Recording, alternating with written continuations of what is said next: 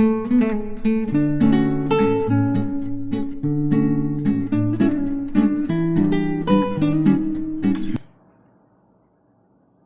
के इस वीडियो में देखते हैं हम लोग यूनिट्स क्या है। बहुत ही फंडामेंटल और बहुत ही इम्पोर्टेंट चैप्टर। तो अगर हम ये समझें कि यूनिट्स ना होता हमारे दैनिक जीवन में तो क्या होता। अगर हम ये कहें किसी को कि आप पॉइंट ए से पॉइंट बी तक कवर कर रहे हैं, तो बताइए कि आपने यहाँ से यहाँ तक कवर करने के लिए कितना डिस्टेंस कवर किया। वो कहेगा 10। कितने समय में कहेगा 1। तो इससे क्या पता चलता है कि 10 क्या 1 क्या। अगर हम उससे ये पूछें और वो इस तरह से कुछ यूनिट्स लगाकर बोले कि ये 10 किलोमीटर, ये 1 आवर, तो कुछ मीनिंग निकलते हैं कि 1 घंटे में उसने पॉइंट ए से पॉइंट बी तक जिसका डिस्टेंस 10 किलोमीटर है 1 घंटे में उसने कवर किया। तो समझ में आ रहा है कि बिना यूनिट्स के कैसे चलेगा। ये बिना यूनिट्स के बिल्कुल नहीं चल सकता है। तो हम लोग इसको इस तरह से परिभाषित कर सकते हैं, किसी भी वस्तु की मात्रा को मापने के लिए जिस राशि का प्रयोग करते हैं उसे इकाई कहते हैं। जैसे दूध को लीटर में नापने, लंबाई को मिलीमीटर, इंच, किलोमीटर, मीटर, जो भी हो, और भार को ग्राम, पाउंड, ठीक है, और सेकंड को मिनट, घंटा। इस प्रकार क्या है, ये जो मीटर, मिलीमीटर, किलोमीटर, ग्राम, सेकंड, लीटर, ये सब इसको क्या कहेंगे हम लोग, यूनिट्स कहेंगे हम लोग। ठीक है। तो अब दैनिक कार्यों में जो कुछ रिपीटेड इकाइयाँ होती थी जिनका प्रयोग बहुत ज़्यादा होता था, तो वो थे लंबाई, भार, समय। ठीक है, ये बहुत ज़्यादा यूज होते थे, इसलिए तो इसको फंडामेंटल यूनिट्स कहे गए। लंबाई को नापने के लिए अलग यूनिट्स होता था, भार को नापने के लिए अलग होता था, समय को नापने के लिए अलग होता था। ठीक है, तो इन तीनों के बेसिस पे कितने तरह के मापने की प्रणालियाँ होती थी, अलग अलग देशों में जो यूज होते थे उसको क्लासिफाई किया गया। ठीक है, तो क्लासिफाई कैसे किया गया।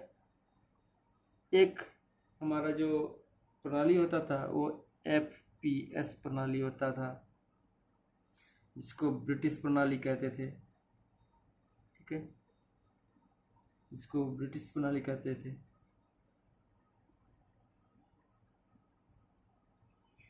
इसमें जो लंबाई, भार और समय था, इसको कुछ इस तरह से नापते थे, फुट में,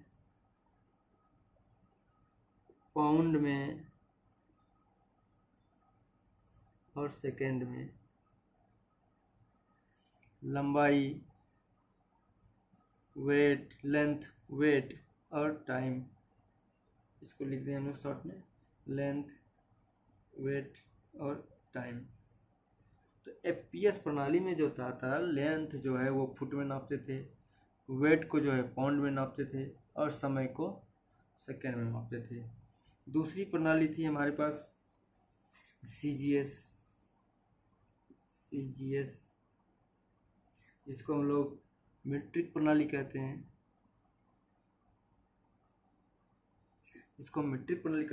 और ये जो मीट्रिक प्रणाली थी वो फ्रेंच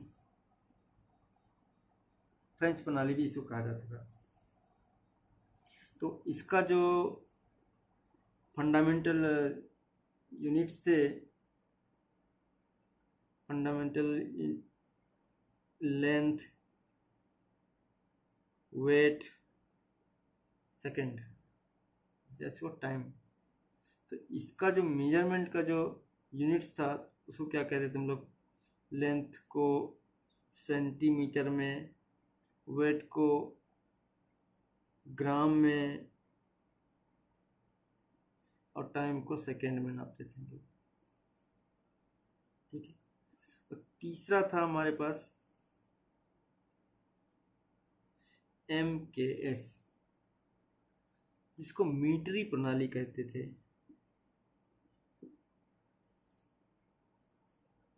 तो इसमें जो फंडामेंटल क्वांटिटीज थे उनको जो नापने के लिए यूनिट्स का इस्तेमाल किया जाता था उसको मीटर, किलोमीटर, सेकंड। मीटर जो होता था वो लेंथ को नापते थे, किलोमीटर जो किलोग्राम, सॉरी किलोमीटर नहीं, किलोग्राम जो होता था वो मास से नापते थे, और सेकंड जो होता था वो टाइम। तो हम लोगों ने देखा कि ये तीन तरह की जो प्रणालियाँ थी, ब्रिटिश मेट्रिक, और मेट्रिक कहाँ था? फ्रांस में था, फ्रांस में डेवलप हुआ था। और MKS जो था मीट्री प्रणाली, ये सबसे ज़्यादा यूज होता था, इसलिए हम लोग इसको व्यावसायिक प्रणाली भी कहते थे। ठीक है। अब ये बात ये हो रही थी कि अगर अलग अलग देश में अलग अलग सिस्टम हो, यूनिट्स अलग सिस्टम हो नापने की, तो इंटरनेशनल ट्रेडिंग जो होगा उसमें कुछ कठिनाइयाँ आ जाती थी। पर अगर इंडिया के लोग अगर चले जाएं ब्रिटिश में, ये इंडिया के नापने का जो यूनिट्स था वो कुछ और था, ब्रिटिश में कुछ और था, फ्रांस में कुछ और था, ब्रिटिश में कुछ और था।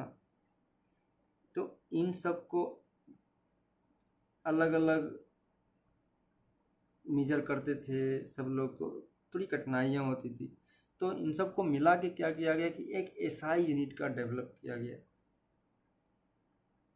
ठीक है। तो हम लोग देखते हैं अब ये SI यूनिट क्या है।